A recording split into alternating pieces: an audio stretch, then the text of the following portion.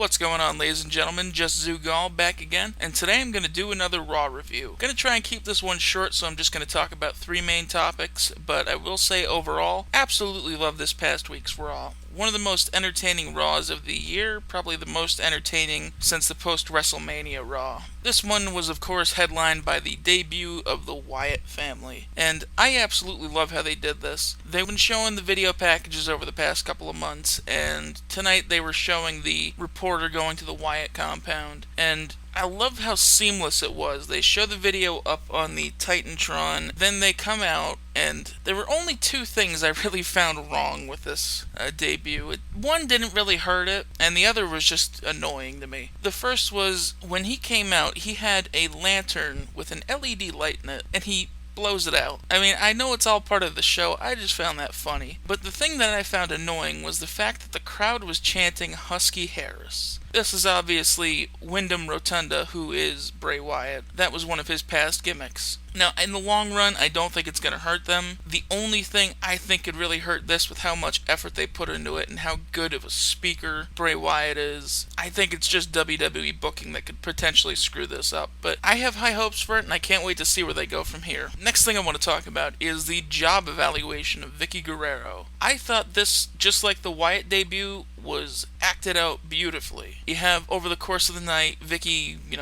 pleading to the crowd, and then it finally comes time for her review. Vince, Stephanie, and Triple H are in the ring. Obviously, Vince and Triple H are going to go head-to-head. Both have opposite feelings on the subject, and Stephanie's caught in the middle, and naturally, Vickie gets fired. I loved the overacting that she did. I mean, it was just like if you see a 5-year-old girl in a toy store and her mother says, "No, you can't get that doll. We can't get that."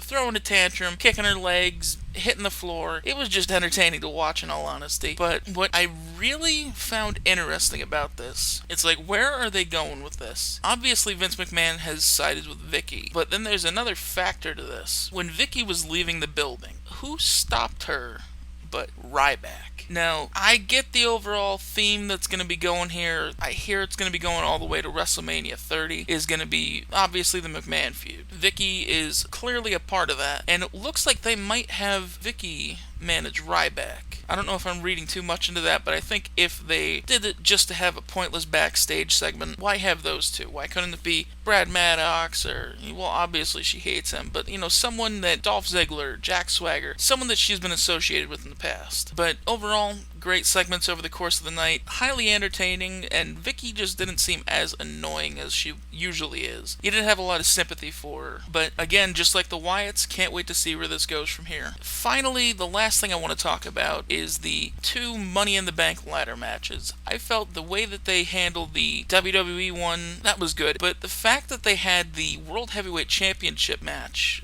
the competitors that are going to be in the match, they just had them in a backstage segment, and Dean Ambrose wasn't in it. It was just like, okay, what are we trying to do, Barry Fandango? Because he was trying to say his name, Wade Barrett just punches him, I don't know, and then you just have Jack Swagger, Antonio Cesaro, Damian Sandow, and Cody Rhodes standing there. I almost expected Teddy Long to come out of nowhere and announce a tag team match, but, that's what it is. I do think they're kind of promoting it poorly. In my eyes, I really wish they would promote the World Heavyweight Championship up a little. I mean, make it like the workhorse title. You have the WWE title, which is the big draw. Then you have the World Heavyweight Championship, which is the workhorse. The guy who gives it his all in the ring, puts on the great match. I wish it would be like that, but, it is what it is. Anyways, I'll probably have a Money in the Bank predictions video out soon, but that's it for this episode of Raw. I will see you guys next week.